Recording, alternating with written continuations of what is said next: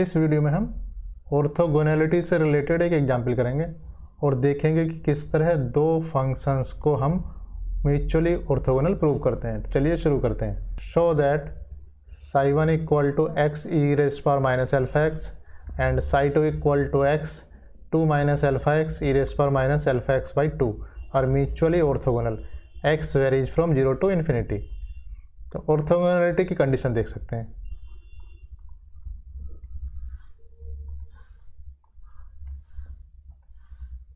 क्या कह सकते हैं? For psi1 and psi2 to be mutually orthogonal. क्या कंडीशन है? psi1 star psi2 d tau integration over whole space minus infinity to plus infinity should be equal to 0।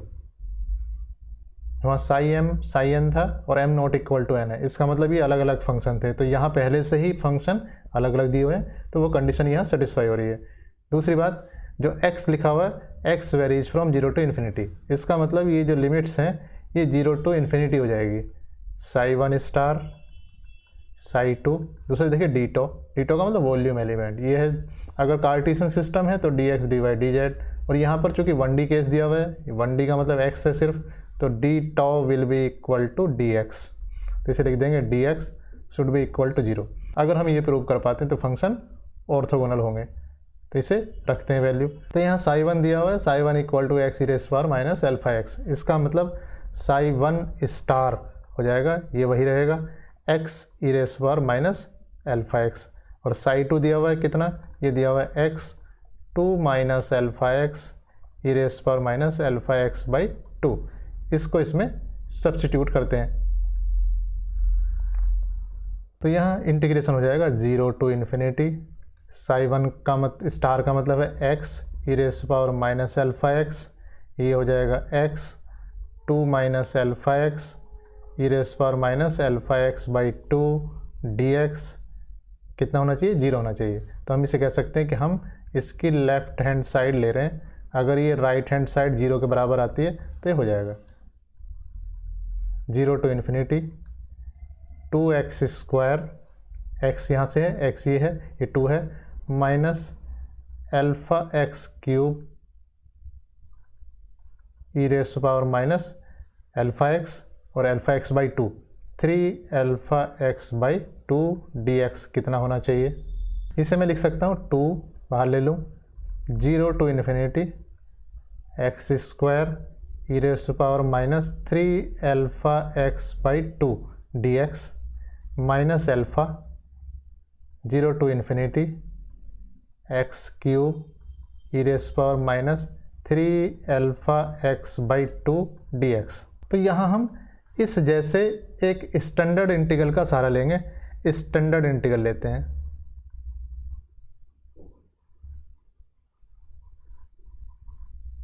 Standard integral क्या है? X raise power n e raise power minus alpha x और dx 0 to infinity, ये एक integral हुआ। इस integral की value जाती है n factorial upon alpha race power n plus 1। अब यहाँ पहले वाले केस में देखते हैं। इस पहले केस में अगर हम कंपेयर करें इस इंटीग्रल से तो n इक्वल टू 2 है, और जो अल्फ़ा है एक्चुअली क्या है? 3 अल्फ़ा बाई 2 है।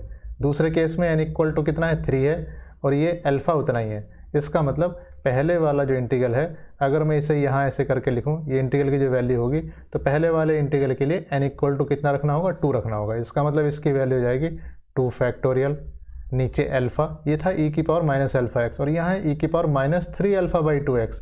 इसका मतलब जहाँ अल्फ़ा था उसकी जगह मुझे रखना होगा 3 अल्फ़ा बाई 2, और इसकी पावर लेनी होगी n प्लस 1।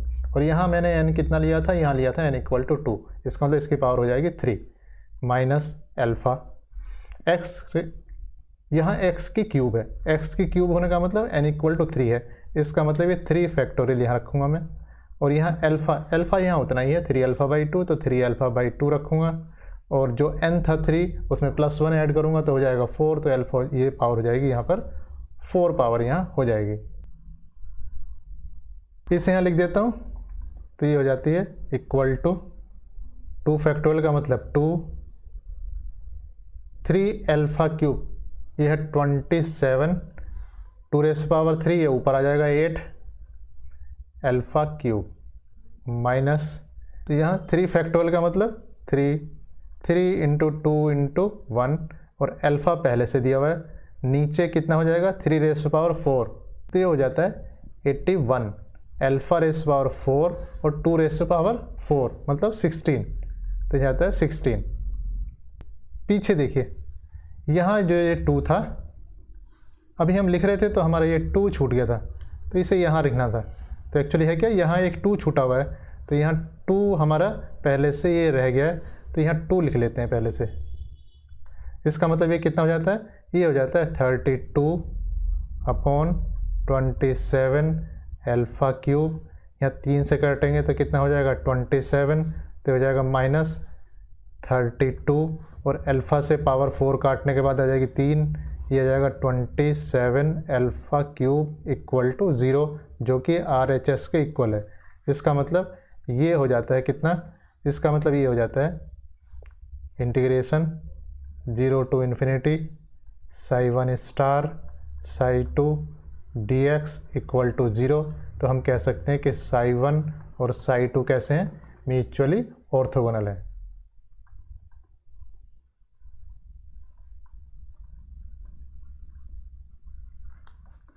Thank you.